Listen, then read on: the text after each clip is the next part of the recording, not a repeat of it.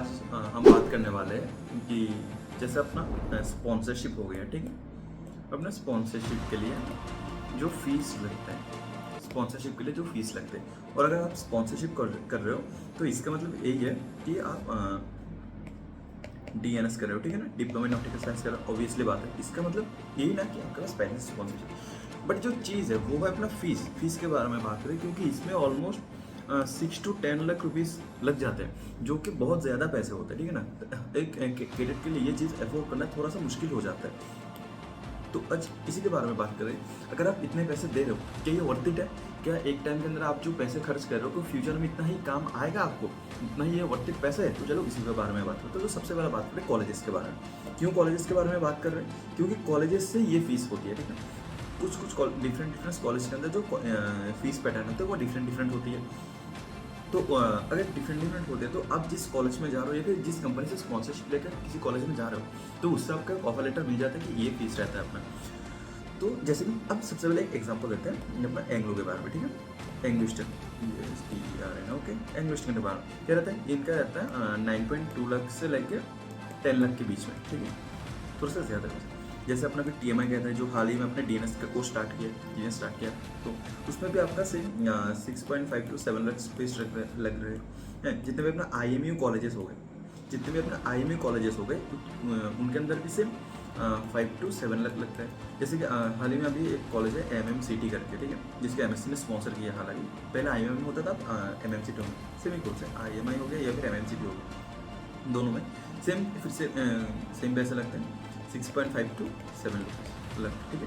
तो अगर आप अपने खुद का एक एवरेज निकालें एस्टिमेटेड कॉस्ट, तो उसमें अपने जो पैसे लगते हैं 7 to 9 लाख के बीच में अपना पैसा लगता है, ठीक है। अगर ये चीज़ आप खर्च कर रहे हो अपने ऊपर, सोच के देखो एक बार, अगर ये 7 to 9 लाख रुपीज़ आप एक बार के लिए खर्च कर रहे हो तो अपना क्या फ़ायदा है? चलो उसके बारे में थोड़ा सा जानते हैं। क्या जानते हैं?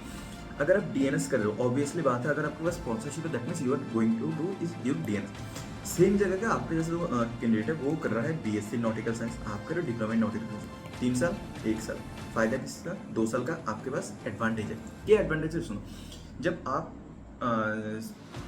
6 to 9 लाख रुपीज़ खर्च करके कैडेट बनोगे और सेम जगह पे वही अपना 15 to 20 लाख रुपीज़ खर्च कर रहा है सेम चीज़ के लिए, वो भी बाद में जाके कैडेट के रूप में जाएगा शिप के अंदर, ठीक है। तब क्या होगा, इसका जो सैलरी रहेगा उसका भी सेम सैलरी रहेगा, है कि नहीं?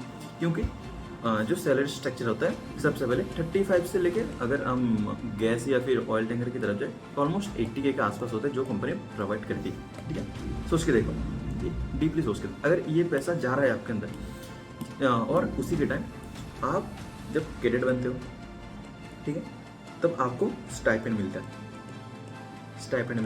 उसके बाद आप जूनियर ऑफिसर बनते हो, ठीक है, उसके बाद आप थर्ड बनते हो, सबको पता है, ठीक है, सेकंड बनते हो, फिर चीफ बनते हो, then you become the captain of a ship in 10 to 12 years, ठीक है। अब देखते हैं इस बार, जब आप DNS के थ्रू जा रहे हो, एक साल के अंदर आप अपना पैसा वसूल कर लेंगे। क्यों वसूल कर लोगे? जो स्टाइपेंड दो रहा है, मैंने आपको 35 से लेके 80,000 के आसपास रहता है, बस स्टाइपेंड रहता है, वो भी 18 मंथ्स के लिए, ठीक है ना। 18 मंथ्स के अंदर आप ये पैसे कमा लोगे, खुद से वो स्टाइपेंड प्रोवाइड करो। उसी जगह जब आप पैसे कमा रहे होंगे, वो जो BSc वाला है वो तब भी अपना कोर्स कंप्लीट कर रहा होगा। सोच के देखो एक बार, अगर आप 1 टाइम के लिए खर्च कर लेते हो तो आप 1 साल के अंदर जाके शिप में पैसे कमा सकते हो।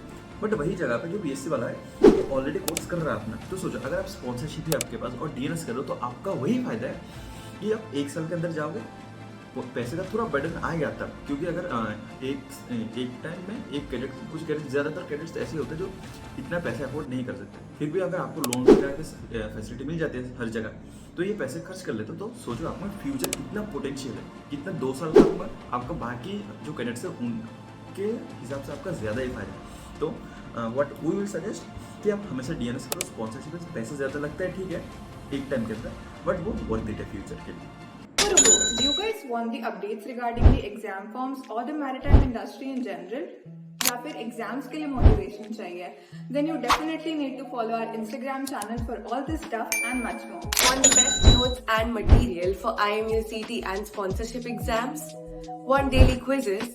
Or do you want your doubts about your merchant navy career solved by our mentors?